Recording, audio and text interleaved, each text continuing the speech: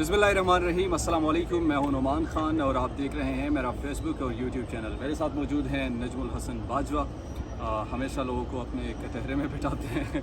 आज हमने इनको सुप्रीम कोर्ट के सामने बिठाया हुआ है और अदालती फ़ैसले के इंतज़ार में। एक तो ये बताइए, पूरी ये जो इन्वायरमेंट है कैसा आपको लग रहा है यहाँ पे?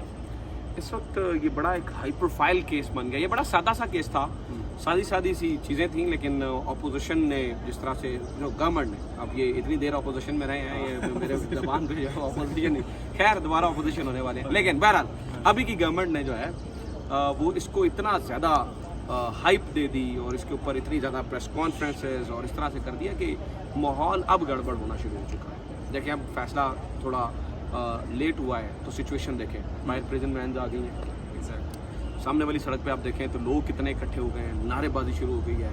और अंदर अगर अहाता अदालत में, अब अहाता अदालत की मैं बात कर रहा हूँ, वहाँ पर रेंजर्स और पुलिस की भारी नफरी तैनात हो गई है। तो इस वक्त तो बड़ा गर्म हो गया माहौल, ऐसा ही। ठीक है, सिचुएशन बड़ी अजीब हो गई। अच्छा, फैसले के हवाले से आपका क्या तजिया है कि क्या होगा फैसला? कुछ अनप्रेडिक्टेबल भी हो सकता है?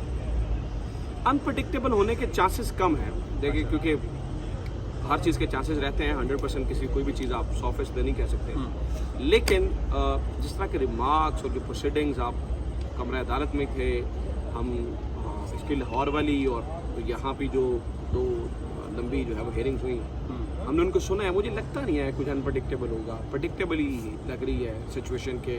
वही होगा जो पूरे पाकिस्तान को पता है, जो रिमार्क्स देखकर लग रहा है कि अदालत जो है ना, वो लग रहा है कि हमजा शहबाज जो है वो आखिरी कुछ मिनटों के वज़ीर आला है। चलें देखते हैं और फैसले के बाद आपसे मिलते हैं।